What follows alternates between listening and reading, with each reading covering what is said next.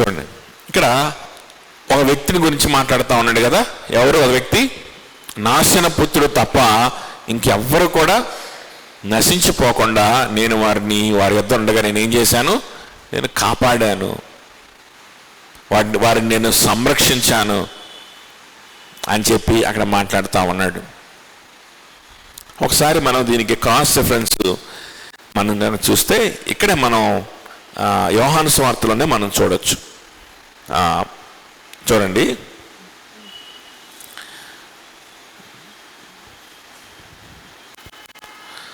కొంచెం కనుక మనం ముందుకు వెళ్తే ఈ యోహాను సువార్తలో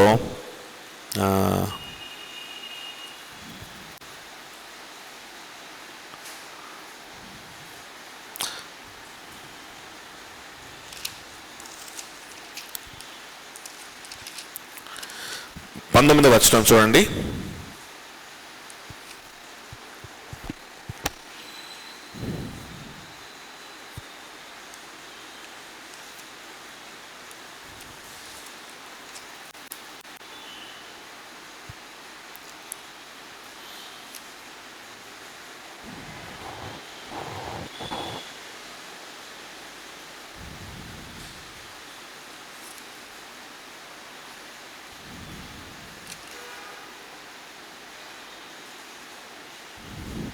sorry, 18th verse, 18th chapter 18 verse 8.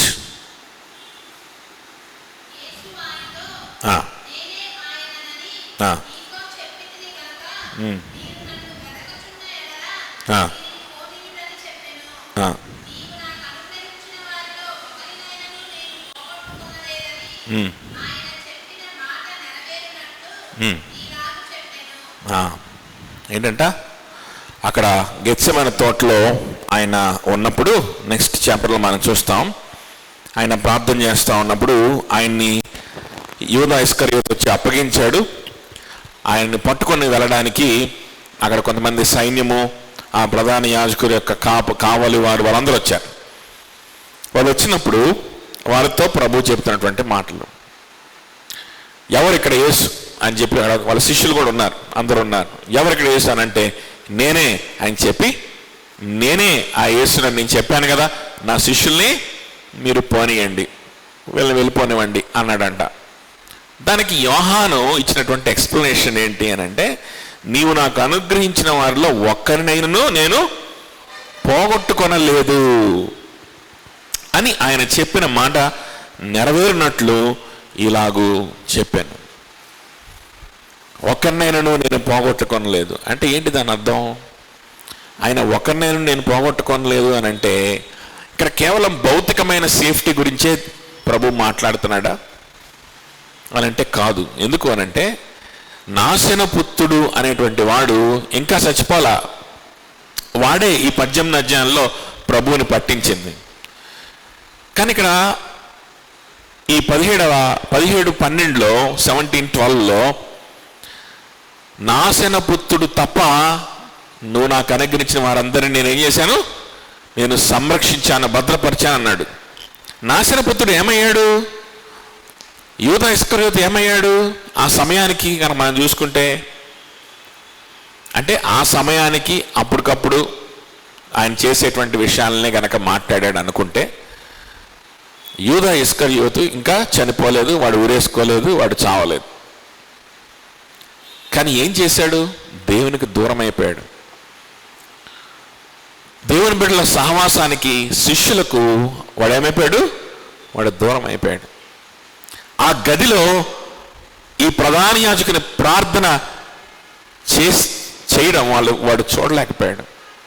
దేవుని కృపలు, దేవుల్లో ఉన్నటువంటి కృపలకి వాడు దూరం అయిపోయాడు.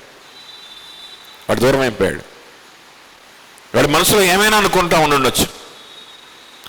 వాడు యేసు ప్రభువుని చంపుదాం అనే దుష్టబుద్ధితో ఉన్నాడా? వాడు డబ్బులు సంపాదించుకుందామని డబ్బుల మీద యావతో ఉన్నాడా? లేకపోతే వాడికి ఏదో ఫిలాసఫీలో ఉన్నాడా?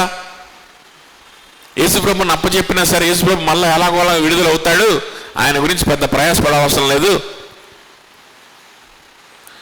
మనం కొంచెం డబ్బులు సంపాదించుకుందాం అది ముఖ్యం అనుకున్నాడా? ఇంకా కొంతమంది ఏం చెప్తారంటే, కొంతమంది ఏం చెప్తారంటే అసలు ఇస్కరియోతు యూదాగాడికి ఒక సపరేట్ స్పిరిచువల్ ఆలోచనలు ఉన్నాయి, యేసు ప్రభు చెప్పనటువంటి ఆలోచనలు ఉన్నాయి.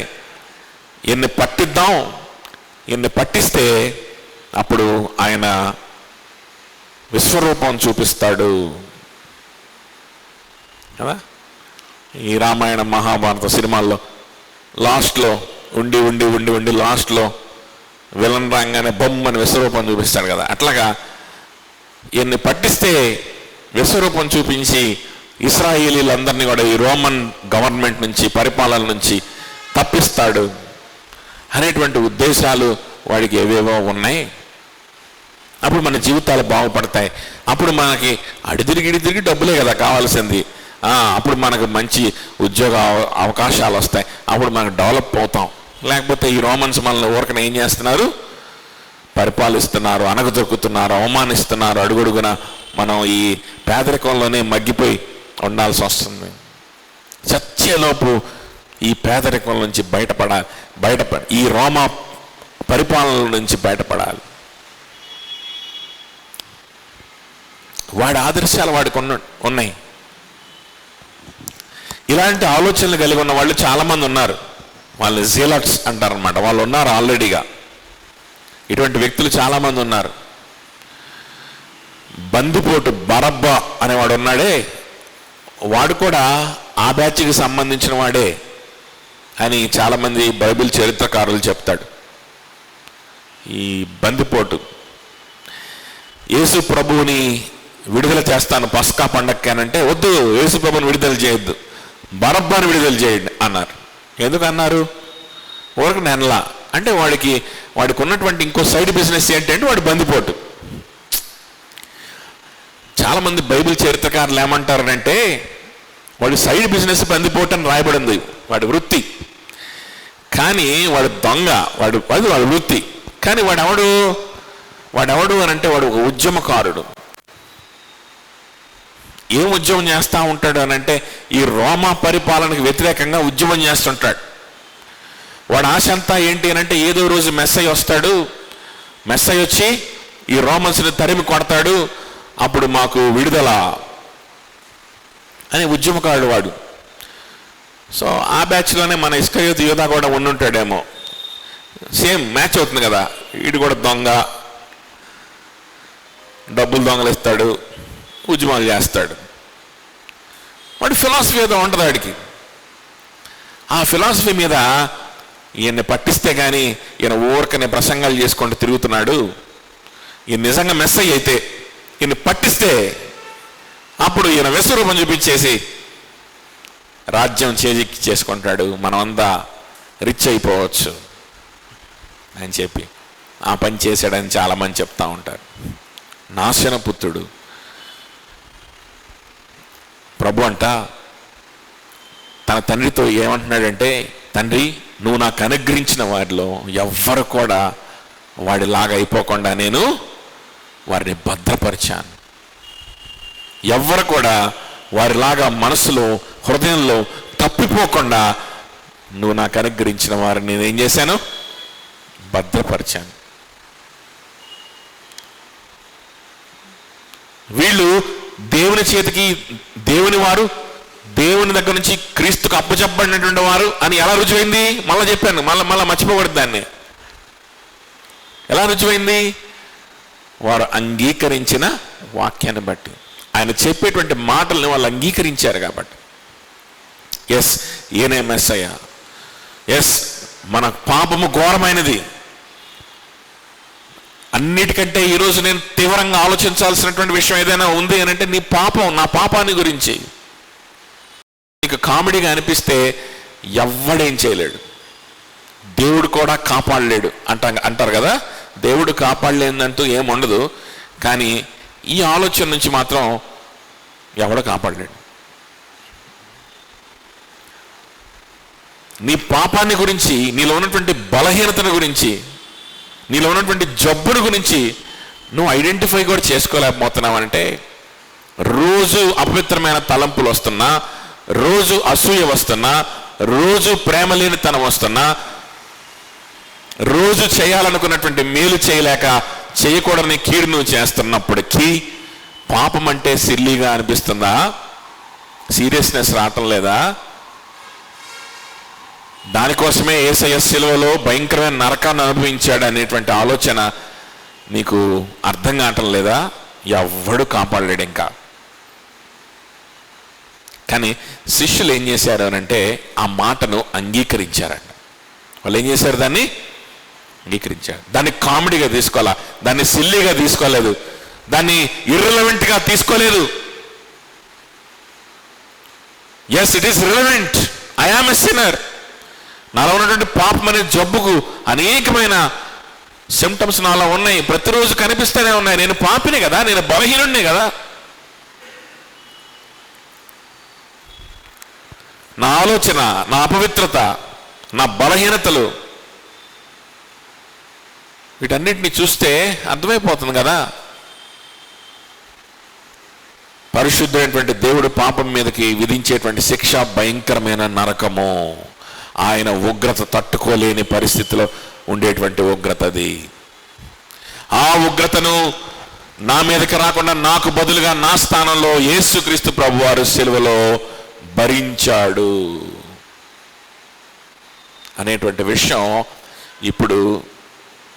ఇప్పుడుకి నేను ఒక 3-4 సార్లు చెప్పుంటాను. ఇంకొక 100 సార్లు చెప్పినా కూడా అది మీకు బోరు కొట్టకూడదు. ఏమన్నా ఇంగిత జ్ఞానం ఉంటే. ఎందుకంటే number 1 this is historical and number 2 this is evidential. చరిత్రలో యేసయ్య సిలువలో నరకాన్ని అనుభవించాడు. This is history, this is truth. కనీసం అది చరిత్రలో జరిగింది కాబట్టి ఎందుకు అంత టార్చర్ ఆయన అనుభవించాల్సి వచ్చిందని బుర్ర పెట్టాలి కదా. పెట్టాలా వద్దా? అప్పుడు అర్థమవుతుంది పాపం అంటే ఏంటో. అప్పుడు అర్థమవుతుంది. రెండవది, మన జీవితంలో కనిపించేటువంటి విషయాల్ని, బలహీనతలన్నా మనం చూసుకోగలగాలి కదా. కనీసమైనటువంటి ఈ విషయాలు మనం చేస్తే మనకు పాపం అంటే ఏంటో అర్థమవుతుంది. కాబట్టి ప్రభువారు ఆయన రక్షకుడుగా వచ్చాడు. ఆయనలో మనకు నీతి ఉన్నది. ఆయనే మనకు మార్గమై ఉన్నాడు, మనకు ఆయనే సత్యమై ఉన్నాడు అన్న సంగతి ఆయన బోధిస్తూ ఉన్నప్పుడు మనం ఎన్ని నీతి క్రియలు చేసి మనం నీతిమంతులుగా మారిపోదాం అనుకుంటే అది కుదరదు. కానీ ఆయనతో కలిసి నువ్వు బ్రతకగలిగితే నీకు నీతి ఉంది. ఇదే కదా ఆయన బోధించినటువంటి సువార్త. ఆయన్ని వెంబడిస్తే నీకు నీతి ఉంది, నీ జీవితానికి విలువ ఉంది. అదే ఆయన బోధించిన సువార్త. ఈ సువార్తను శిష్యులు ఏం చేశారంటే దాన్ని స్వీకరించారు. They have accepted it, they have received it. అదవుతుందా? అది రిసీవ్ చేసుకునేటువంటి సీరియస్నెస్ తోటి దాన్ని రిసీవ్ చేసుకొని దాన్ని ధ్యానించేటువంటి మనస్సు లేకపోతే ఎవడు కాపాడలేడు.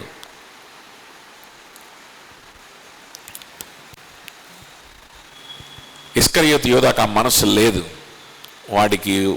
వాడి ఫిలాసఫీలు, వాడి ఆలోచనలు వాడికి ఉన్నాయి. అందుకని ప్రభు అంటున్నాడు, వాడు నాశన పుత్రుడు.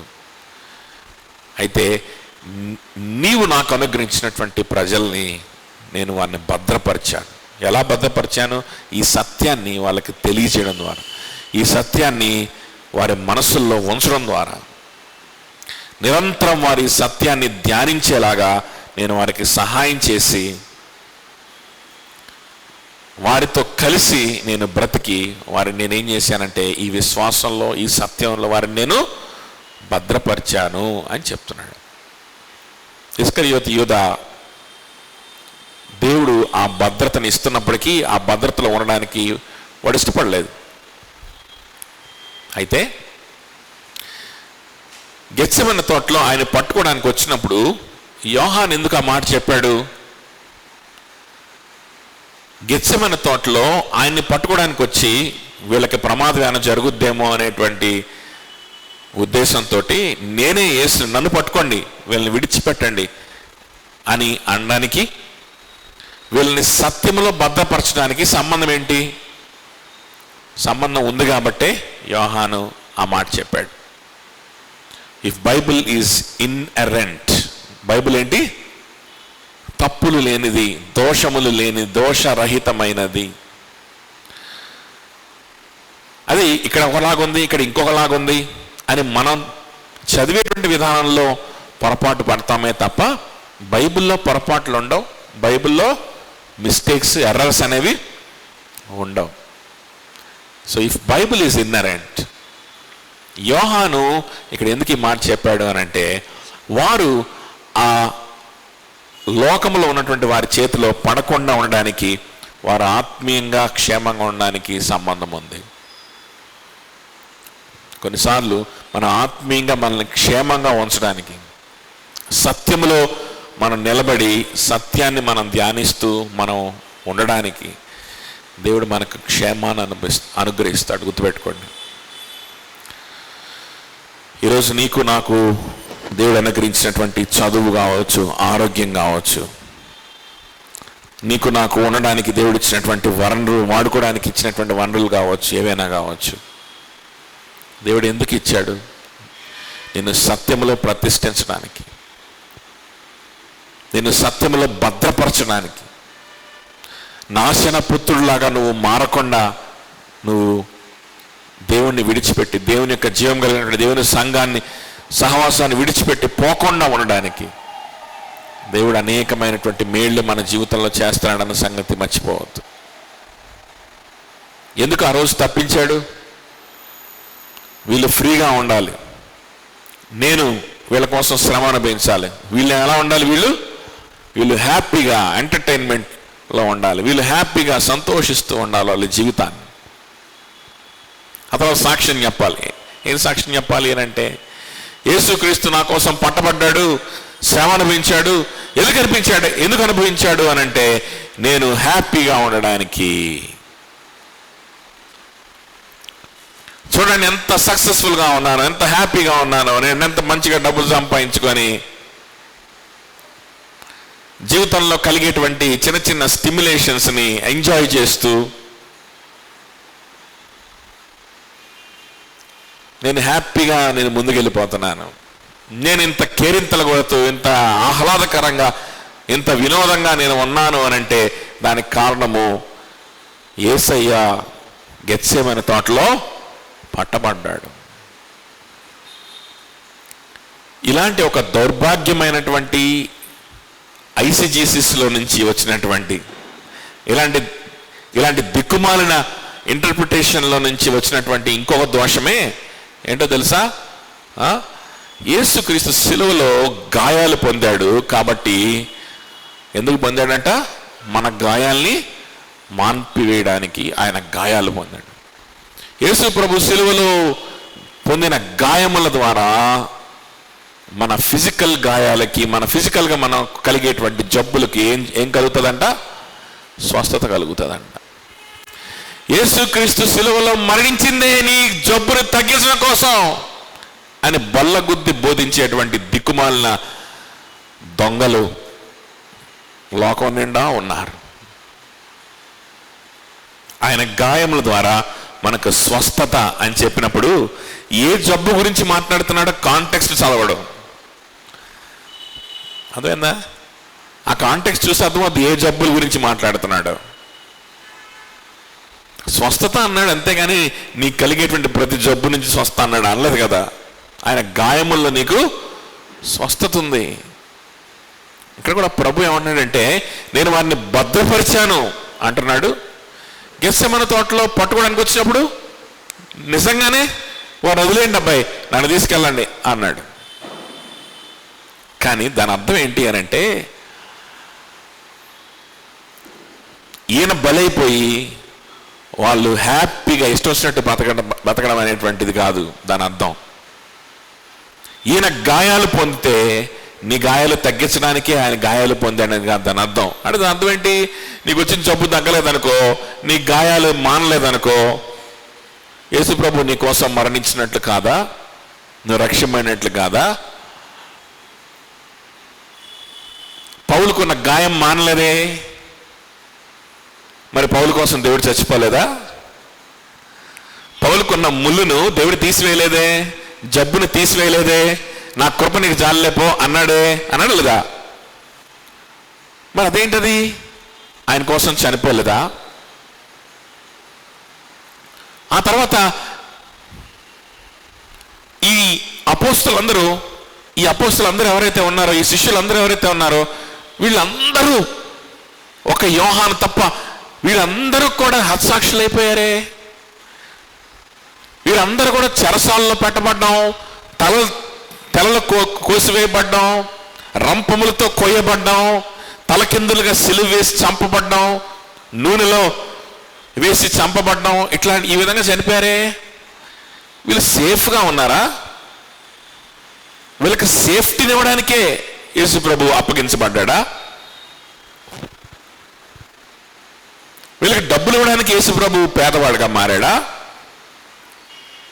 వీళ్ళకి స్వస్థతనివ్వడానికి యేసు ప్రభు గాయాలు పొందాడా? ఎక్కడి నుంచి వస్తాయి చెప్పండి ఇలాంటి దిక్కుమాలిన బోధలు? వాక్యాన్ని సరిగా చదవకపోవడం వల్ల వస్తాయి. యేసుక్రీస్తును సరిగా అర్థం చేసుకోకపోవడం వల్ల వస్తాయి. ఆయన అర్థం చేసుకోకపోవడం వల్ల వస్తాయి. ఆ వ్యక్తి పేదరికంలో ఉంటే వాడు ఆశీర్వదింపబడిన వ్యక్తి కాదు. ఆ వ్యక్తి జబ్బులో ఉంటే ఆ వ్యక్తి కోసం యేసుప్రభు మరణించలేదు. అదే కదా దాని అర్థం. అదే కదా నేర్పించేది.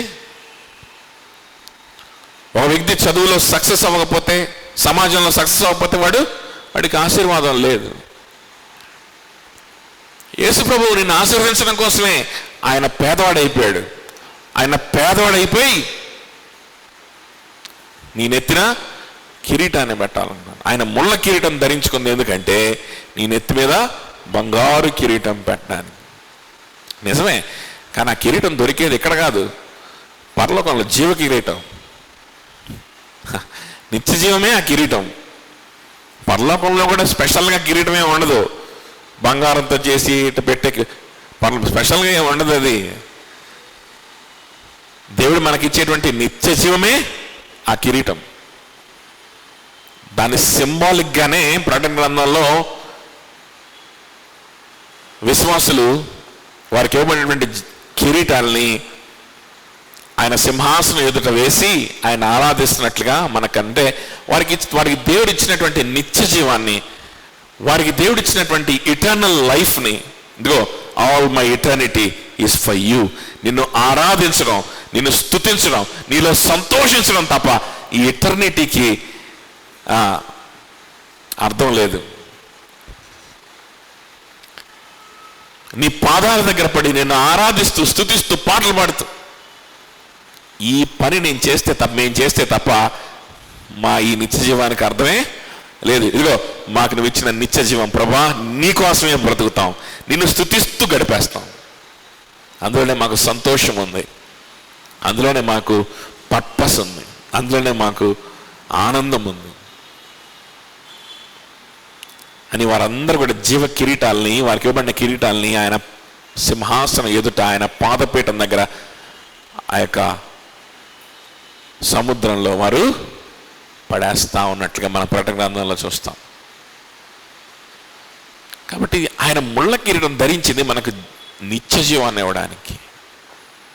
చూడండి, ఇలాంటి కొన్ని అలంకారాలు కామన్ సెన్స్ ఉపయోగిస్తే అర్థమవుతాయి, కానీ అది కూడా ఉపయోగించడానికి ఇష్టం లేదు మనకి. ఎందుకంటే మన మనసంతా డబ్బు, మన మనసంతా లోకములో ఆమోదాన్ని పొందుకోవడం, మనుషుల దగ్గర నుంచి మెప్పును పొందుకోవడం, మనుషుల దృష్టిలో ఏదైతే సక్సెస్ అనుకుంటారో దాన్ని పొందుకోవడం. మనసంతా దీని చేత నింపబడి ఉంది కాబట్టి కామన్ సెన్స్ కూడా పనిచేయదు. మనం మత్తులో ఉన్నాం అన్నమాట. మత్తులో ఉన్న వారికి కామన్ సెన్స్ కూడా పనిచేయదు. అదొకటి చెప్పింది. చూడండి, ప్రభు తన శిష్యుల్ని అక్కడ వచ్చి పట్టుకోవడానికి వచ్చినటువంటి ఆయన పట్టుకోవడానికి వచ్చిన వారి దగ్గర నుంచి కాపాడింది దేనికోసం అని అంటే, నేను అప్పగింపబడ్డం ద్వారా మీరు ఇష్టం వచ్చినట్టు బ్రతకొచ్చు అని చెప్పడం కోసం కాదు. ఆ తర్వాత వారి కోసం ఆయన ప్రార్థన చేస్తూ ఈ విధంగా చెప్తాడు. చూడండి, 17వ అధ్యాయం 18వ వచనం చూడండి, 18th verse. నీవు నన్ను లోకమునకు పంపిన ప్రకారము నేను వారిని లోకమునకు పంపితిని అని తన తండ్రితో చెప్తున్నాడు. నువ్వు ఎలాగైతే నీ చిత్తాన్ని జరిగించడానికి, నీ అజెండాని ఫుల్ఫిల్ చేయడానికి, నీ ప్రజల కోసం మరణించడానికి, నా జీవితాన్ని దారపోయడానికి ఈ లోకంలోకి పంపించావో, నేను కూడా వారిని అలాగనే లోకంలోనికి పంపిస్తున్నాను. తండ్రి చిత్తాన్ని నెరవేర్చడం కోసం ఆయన సువార్త ప్రకటించేటువంటి పనిని అప్పగించి, వారి నిత్య జీవం వైపు ప్రయాణం చేసేటువంటి ఒక ప్రయాణాన్ని వాళ్ళకి ఇచ్చి, యేసుక్రీస్తులో ఉన్న విశ్రాంతిలోకి వాళ్ళని ఆ వైపు వాళ్ళని త్రిప్పి ఆ ప్రయాణంలో వాళ్ళని పెట్టి ఈ మాట చెప్తా ఉన్నాడు, నేను వీళ్ళని లోకములోకి నువ్వు నన్ను పంపించినట్లు పంపిస్తా ఉన్నాను. ఆ గెత్సెమనే తోటలో వారిని ఎందుకు కాపాడాడు అని అంటే, there is a lot of journey ahead of him. వారి లోకములో ఆయన కోసం బ్రతకవలసిన వారై ఉన్నారు, ఆయన సువార్తను ప్రకటించవలసిన వారై ఉన్నారు, ఆయనని ఇంకా ఎరిగి ఆయనలో సంతోషించవలసిన వారై ఉన్నారు, ఆ సాక్ష్యాన్ని అనేక మందికి చూపించవలసిన వారై ఉన్నారు. ఈరోజు మన జీవితంలో ఎన్నిసార్లు మనల్ని ఆయన స్వస్థపరిచాడు, ఎన్నిసార్లు మనకున్నటువంటి ఆయన ఆ అవసరాలను ఆయన తీర్చాడు, మనకు కావాల్సినవన్నీ కూడా ఆయన ఇచ్చాడు. ఎందుకో తెలుసా? ఒక్క క్షణం కూడా అనుకోవద్దు ఆయన పేదవాడైపోయి నన్ను ధనవంతుని చేయడానికి ఆయన పేదవాడైపోయాడు, ఒక్క క్షణం కూడా అనుకోవద్దు దయచేసి. నీకు డబ్బులు ఇవ్వడానికి ఆయన పేదవాడు ఎందుకు అవ్వాలి? అసలు ఏమన్నా అసలు బుర్ర ఉంటే వాడికి అర్థమవుతుంది. నీకు డబ్బులు ఇవ్వాలంటే భూమి, అందులో ఉన్నటువంటి సమృద్ధి, అందులో ఉన్నటువంటి అన్నీ ఆయనవే. నిన్ను ధనవంతుని చేయాలంటే ఆయన పేదవాడు అవసరం ఉందా? ఈ భూమి మీద ఉన్న సంపదంతా ఆయన సొంతం కాదా? ఇవన్నీ ఆయన సృష్టించినవి కాదా? అందులో నుంచి ఒక బంగారపు గనినో లేకపోతే ఒక ఆయిల్ గనినో తీసుకొని నీకు ఇచ్చాడు అనుకో, తరతరాలకి ధనవంతుడు అయిపోవా? అలాంటిది ఏదైనా నీకు దొరికేలాగా చేయడమో, లేకపోతే ఒక నిధి దొరికేలాగా చేయడమో, లేకపోతే ఈ భూమి మీద ఉన్న సంపద అంతా ఆయనదే. ఆయన పేదవాడైపోయి నీకు ఇవ్వాల్సిన అవసరం ఏంటి? ఒక పెద్ద ధనవంతుడు ఉన్నాడు అనుకోండి, నీకు 1 లక్ష రూపాయలు ఇద్దాం అనుకున్నాడు, నీకు కొంచెం డబ్బులు ఇద్దాం అనుకున్నాడు. మనం ధనవంతులు అవ్వాలంటే, అంటే ఇప్పుడు ఇక్కడ ప్రస్తుతం ఇక్కడ ఉన్న వాళ్ళం అంత కోటీశ్వర్లు ఏం కాదు కాబట్టి, ఎవరం కూడా ఇక్కడ మనం 10 కోట్లు ఇచ్చారనుకోండి, ఇక జీవితాంతం కూడా హ్యాపీగా ఉండొచ్చు అని ఫీల్ అయ్యేటువంటి బ్యాచ్ మనందరం, అంతే కదా. ఇప్పుడు ఈ అంబానీ ఎవడో ఉన్నాడు అనుకోండి, వాడికి మనల్ని ధనవంతులు చేయాలనిపించింది అనుకోండి, వాడు ఒక 10 కోట్లు మనకి ఇస్తే వాడు అడుక్కు తింటాడా? చెప్పండి. మనల్ని ధనవంతులు చేయడానికి సృష్టికర్త అయినటువంటి దేవుడు పేదవాడిగా మారాలా?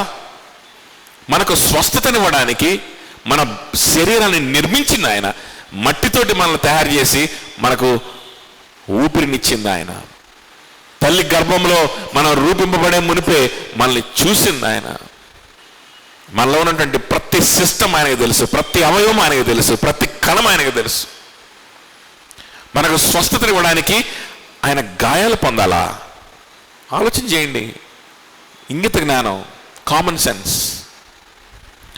ఆయన శరీరం చేల్చబడితే కానీ మనకు స్వస్థత రాదా? ఆఫ్టర్ ఆల్ నీకు స్వస్థతనివ్వడానికి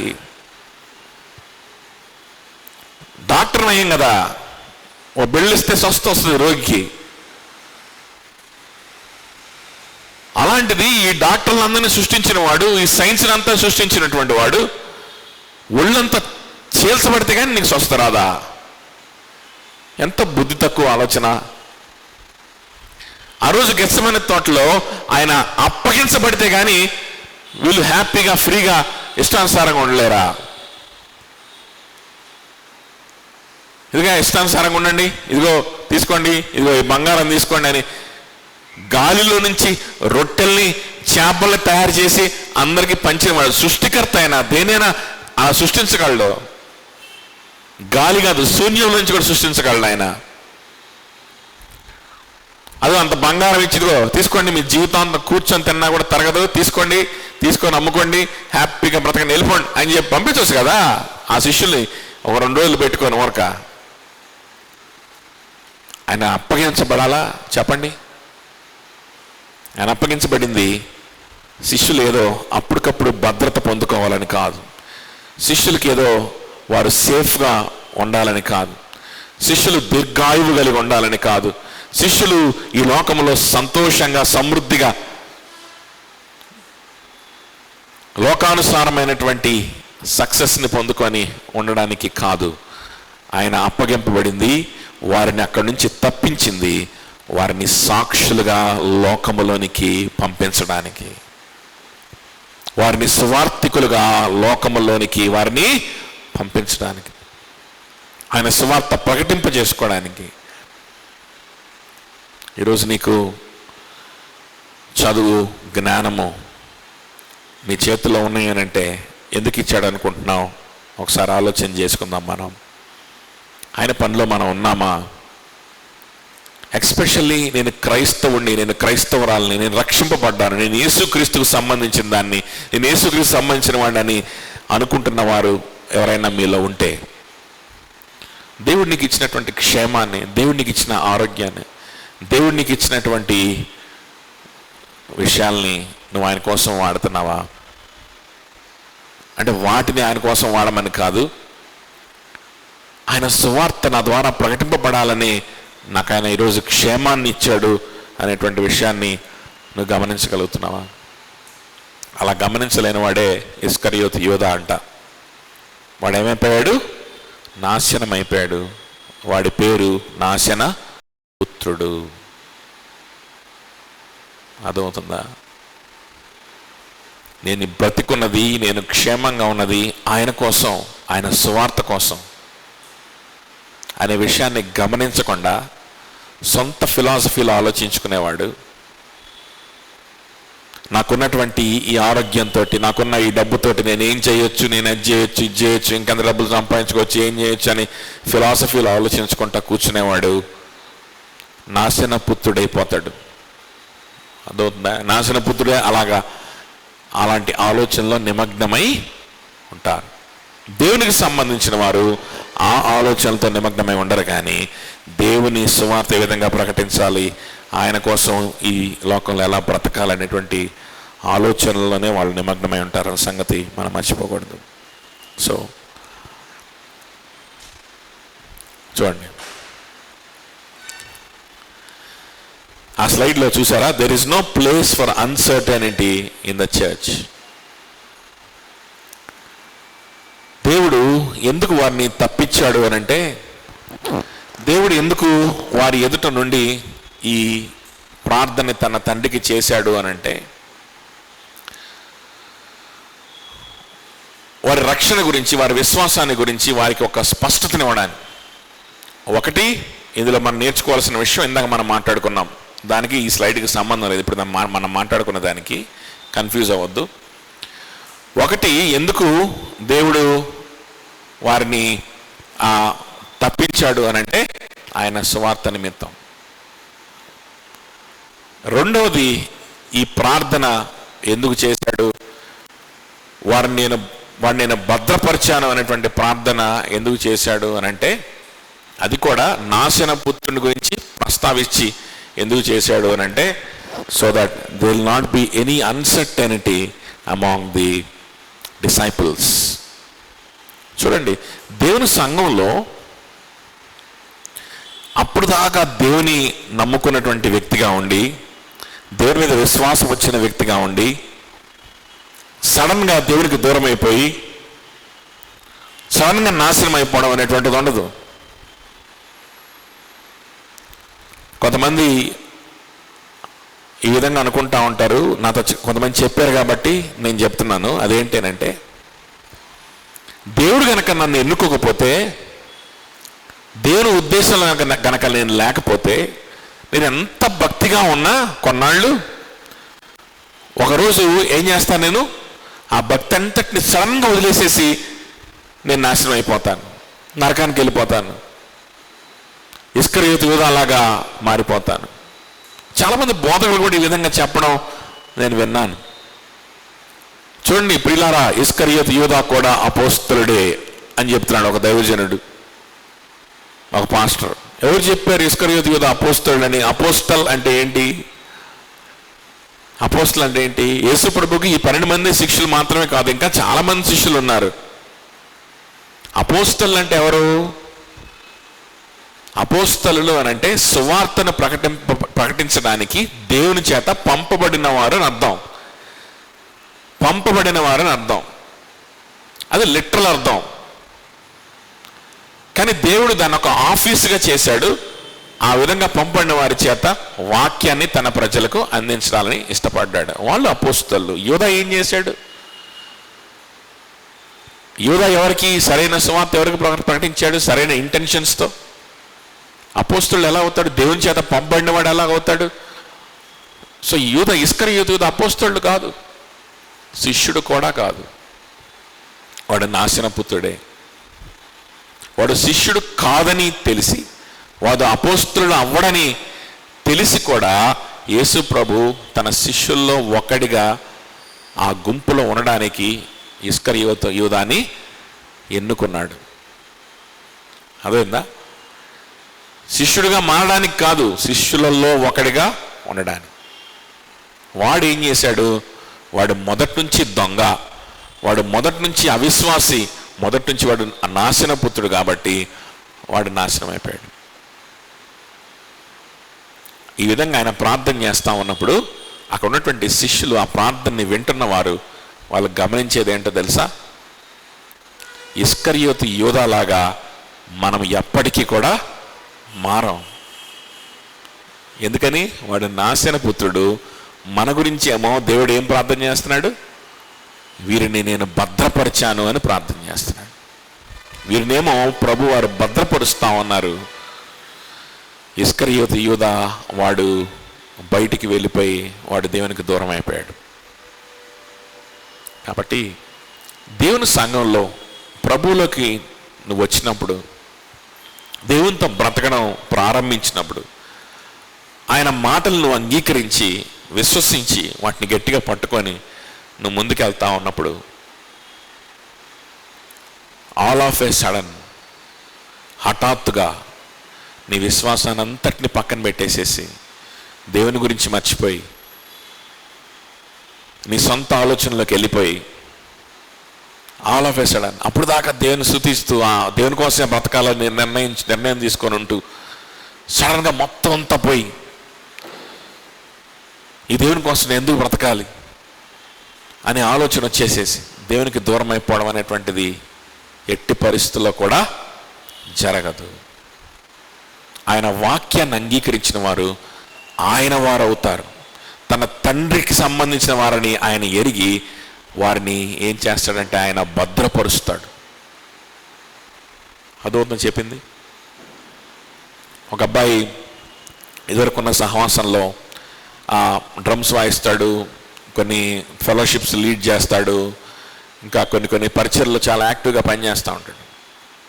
ఒకరోజు వచ్చి, అంటే యాక్టివ్గా పనిచేయడం అంటే మనోడు ఆత్మీయ జీవితం లోతుగా మనకు తెలియదు, ఎంతవరకు దేవునితో మనస్ఫూర్తిగా సహవాసం చేస్తున్నాడో తెలియదు, అనేకమైన యాక్టివిటీస్ ఉంటాయి అక్కడ, వాయిద్యాలు వాయించే పనులు ఉంటాయి, రకరకాలు ఉంటాయి. వాటిలో యాక్టివ్గా పనిచేస్తూ ఉంటాయి. ఎవడు రక్షింపడ్డాడో ఎవడు రక్షింపడలేదో ఎవరికి అర్థం కాదు ఒక్కోసారి. ఎందుకని పెద్ద పెద్ద సంఘాల్లో ఏంటనంటే అందరూ యాక్టివ్గా ఉంటారు, హ్యాపీగా ఉంటారు, కేరింతలు కొడతా ఉంటారు, అందరూ జోకులు వేసుకుంటూ ఉంటారు, మంచిగా సహవాసం చేస్తుంటారు, అంతా బాగుంటుంది. ఎవడు రక్షింపడ్డాడు అర్థం కాదు, ఎవడు రక్షింపడలేదు అర్థం కాదు, ఎవరు దేవునికి దూరంగా ఉన్నారు అర్థం కాదు, ఏం అర్థం కాదు. అలా ఉంటుంది అనమాట ఒక్కోసారి కదా. కొన్ని సహవాసాలు అలా ఉంటాయి. అలా ఎప్పుడు కూడా మనం మారకూడదు. అయితే మనోడు బాగా యాక్టివ్గా ఏ పని, అసలు ఎక్కడ ప్రేయర్ ఉన్నా మనోడు అంత పనులన్నీ చూస్తూ ఉంటాడు, అన్నీ చేస్తూ ఉంటాడు, అంత సహకారంగా ఉంటాడు.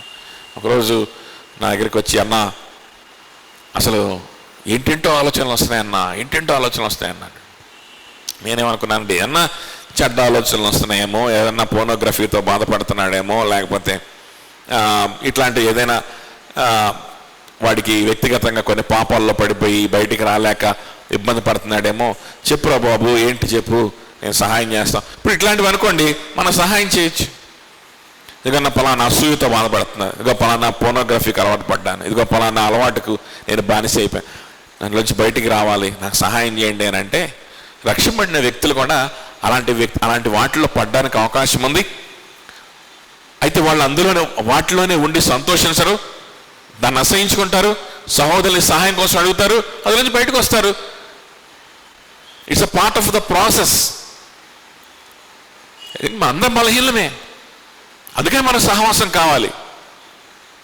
అందులో మనం జడ్జ్ చేయాల్సిన అవసరం లేదు, అందులో మనం ఎవరిని ముద్ర వేయాల్సిన అవసరం లేదు. మనందరం కూడా ఏదో ఒక బలహీనత పడుతూనే ఉంటాం, పక్కన సహాయం అడుగుతూనే ఉంటాం, బయటకు వస్తూనే ఉంటాం, దేవుని కృపను ఎంజాయ్ చేస్తూ ఉంటాం, దేవునికి ఇంకా మనం దగ్గరికి వెళ్తూ ఉంటాం. It's part of the Christian life.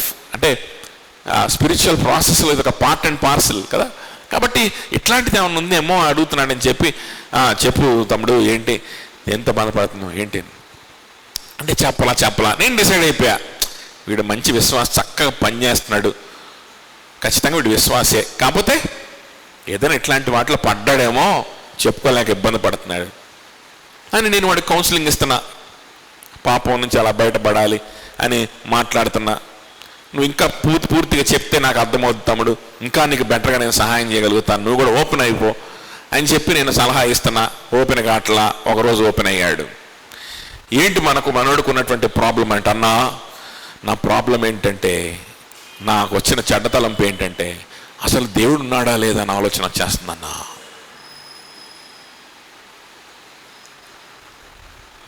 అదొందా,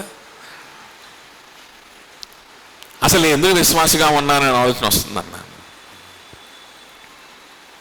మళ్ళా చర్చిలో ఆ పనులు ఈ పనులు ఉంటున్నాయి, చేసేస్తున్నాను, అంత భక్తిగా ఉంటున్నాను, సహోదరులతో జోకులు వేస్తున్నాను, మాట్లాడుతున్నాను, ఇదంతా బాగానే ఉంది. వీళ్ళని వదులుకోలేను, సంఘాన్ని వదులుకోలేను, ఈ పరిచర్ని యాక్టివిటీస్ని దేన్ని వదులుకోలేను, కానీ దేవుడు ఉన్నాడా లేదా అని భయం అనే ఆలోచన వస్తుంది. ఇది వదులుకోలేను, కానీ ఈ డౌట్ వచ్చేసింది, నా పరిస్థితి ఏందిరా నాయన అని చెప్పి భయం వేస్తుంది, బాధ కలుగుతుంది. అదేందా అంటే ఇది భయం కాదు, ఏదైనా ఒక జబ్బు వచ్చిందో, లేకపోతే ఇంకో ఏదైనా ఒక ఇబ్బంది వచ్చిందో, ఏంటి దేవుడు నాకు సహాయం చేయట్లేదని డౌట్ వస్తుందన్న, అవిశ్వాసం వస్తుందన్న, దట్ ఈస్ ఓకే. అది విశ్వాసులు కూడా కలుగుద్ది. అది సహోదరులను అడిగి సహాయం పొందుకొని వాళ్ళు బయటపడతారు. ఇక్కడ అది కాదు, అసలు దేవుడు ఉన్నాడా లేదా అని డౌట్ వచ్చేసిందన్న, నాకు భలే దుఃఖం వస్తుందన్న. దుఃఖం ఎందుకు వస్తుంది? వీడంతా ఇన్వాల్వ్ అయ్యింది, వీడంతా హ్యాపీగా, వీడి టైం అంతా మంచిగా స్పెండ్ చేస్తుంది ఎవరితోటి? సంఘంలో, పరిచర్యలో. వీడికి వచ్చిన డౌట్ ఏమో దేవుడు ఉన్నాడా లేదా. అర్థమవుతుందా?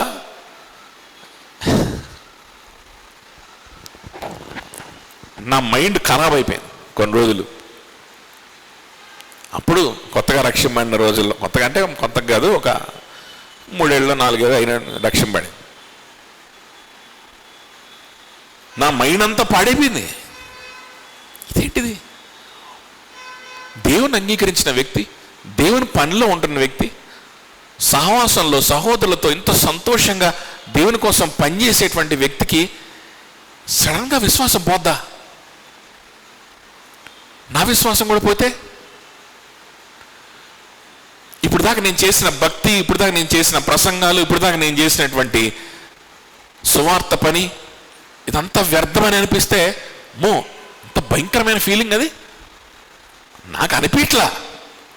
నా నిశ్చయితనే ఉన్నాను, నేను ప్రభువులో సంతోషిస్తూనే ఉన్నాను, మనస్ఫూర్తిగా దేవుని పనిలోనే ఉన్నాను, చేస్తున్నాను. నేను ప్రభు నా కోసం మరణించాడు, నా కోసమే శిలువలో ఆయన మరణించాడు, ఆయన రాజు, ఆయన కోసం నేను పనిచేయాలి, ఆయన పరిపాలనలో ఉండాలి, నిశ్చయిత ఉంది 100%. వాడి స్థానంలో ఊహించుకొని నేను ఆలోచిస్తున్నాను అన్నమాట. నేను వాడి స్థానంలోకి వెళ్తే ఎలా? వాడు కూడా ఇప్పుడు దాకా నాలాగే ఉండుంటాడు కదా, వాడు కూడా నాలాగే ఇప్పుడు దాకా ప్రభుని ఆరాధించి ఉంటాడు కదా, ఇంత కాన్ఫిడెంట్గా ఉండుంటాడు కదా, వీడికి సడన్గా దేవుని లేడనే ఆలోచన వచ్చిందంటే రేపు పొద్దున్న నా పరిస్థితి, నాకు కూడా ఇలాంటి వస్తేనో అనే ఆలోచన వచ్చింది. ఆ తర్వాత ఇలాంటి వ్యక్తులు ఎవరైనా ఉన్నారా చరిత్రలో అని చెప్పి కొన్ని ఇంటర్నెట్లో చూస్తే బిల్లీ గ్రహం గారితో కుడి భుజంగా పనిచేసినటువంటి ఒక వ్యక్తి ఆల్ ఆఫ్ ఎ సడన్ ఎథియిస్ట్గా మారాడు.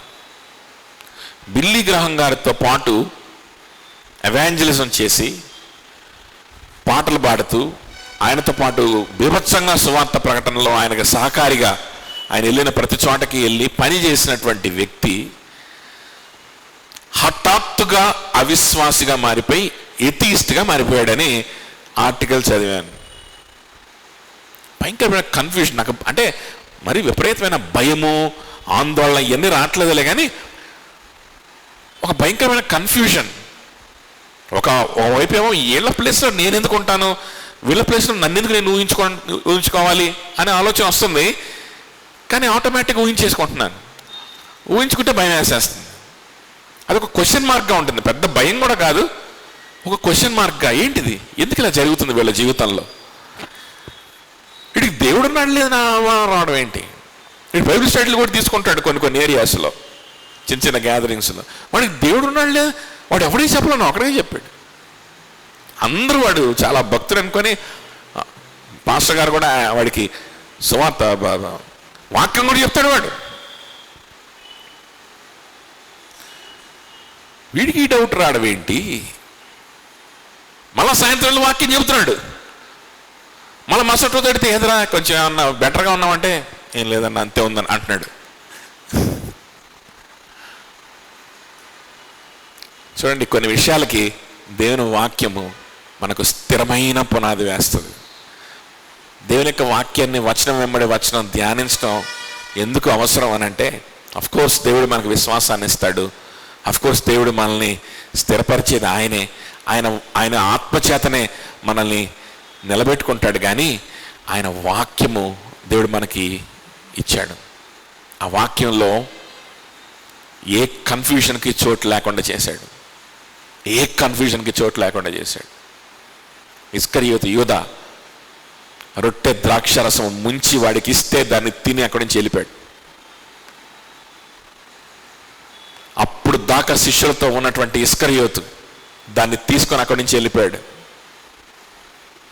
మళ్ళా రేపొద్దున వాడిని మళ్ళీ చూడబోతున్నారు, రేపొద్దున కాదు ఆ సాయంత్రమే వాడిని మళ్ళా వాళ్ళు చూడబోతున్నారు. ఎల్లినోడు మళ్ళా వస్తున్నాడు, రాబోతున్నాడు 18వ అధ్యాయంలో. ఎలా వస్తున్నాడంటే సైనికులు తీసుకొచ్చి యేసు ప్రభుని పట్టించడానికి రాబోతున్నాడు. అప్పుడు దాకా వాళ్ళతో కలిసి తిరిగినవాడు, వాళ్ళతో కలిసి పరిచర్య చేసినవాడు, సువార్త చెప్పుంటాడు. యేసు ప్రభు అధికారం ఇస్తే ఆ అధికారాన్ని ఉపయోగించుకొని కొంతమందికి స్వస్థత కూడా చేసి ఉంటాడు. యేసు ప్రభు కొంతమందికి తన శక్తిని డెలిగేట్ చేసి కొంతమందిని పంపించాడు. ఎవరినైనా వాడుకుంటాడు ఆయన, విశ్వాసనే వాడుకోవాలని ఏం లేదు, ఎవరినైనా వాడుకుంటాడు. అందుకే కొంతమంది ఆఖరి దినాన ఏం చెప్తారంట, నీ నామమున మేము ప్రవచింపలేదా, మీ నామమున స్వస్థతలు చేయలేదా, మీ నామమున అద్భుత కార్యములు చేయలేదా, సూచక్రియలు అని అడుగుతారు అని చెప్తా. అప్పుడు వారిని చూసి ప్రభు ఏమంటాడంట, అక్రమము చేయవారులారా మీరు ఎవరో నేను ఫస్ట్ నుంచి ఎరుగను అని చెప్తాడంట. చెప్పాడా ప్రభువే ఆ మాట చెప్పాడు కదా. అంటే దాని అర్థం ఏంటి, ఆయన ఎవరినైనా ఉపయోగించుకోగలడు, ఎవరి చేతైనా స్వస్థత చేయించదలుచుకుంటే చేయించుకోగలడు, ఎవరి ద్వారా అయినా వాక్యం చెప్పించుకోగలడు, ఎవరినైనా వాడుకోగలడు. ఆ బిల్లి గ్రహం గారితో కలిసి బ్రతికినటువంటి ఆ వ్యక్తి గురించి మాట్లాడాను కదా, ఆయన చెప్పిన వాక్యం విని ఎంతమంది రక్షింపడ్డారో, రక్షింపడి ఉండొచ్చు. ఆ వాక్యాన్ని విని ఆ వాక్యాన్ని అంగీకరించి అందులో యేసయ్యను అంగీకరించి ఆయనతో బ్రతకడం ప్రారంభించిన వాళ్ళు రక్షింపడతారు. ఇప్పుడు వెంటనే అడిగే ప్రశ్న ఏంటంటే, ఈ వ్యక్తి నాశనపుత్రుడైతే, ఈ వ్యక్తి ఫస్ట్ నుంచి రక్షింపడిన వాడే కాకపోతే మరి వీడు చెప్పిన వాక్యం ద్వారా వీళ్ళలా రక్షింపడ్డారు? వెంటనే అడిగే ప్రశ్న అదే కదా.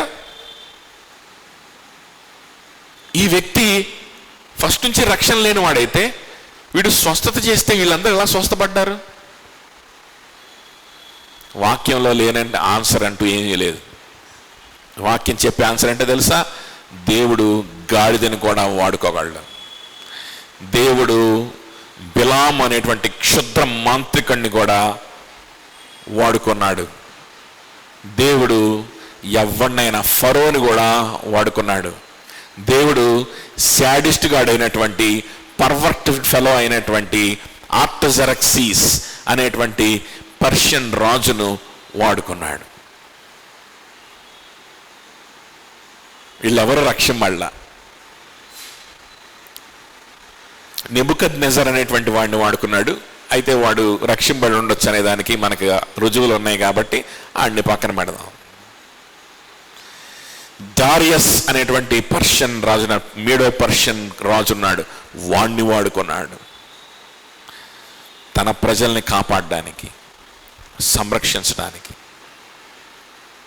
దేవుడు ఎవరినైనా వాడుకుంటాడు, ఎవరినైనా వాడుకుంటాడు. కానీ తన శిష్యుల్ని సంరక్షించుకుంటాడు,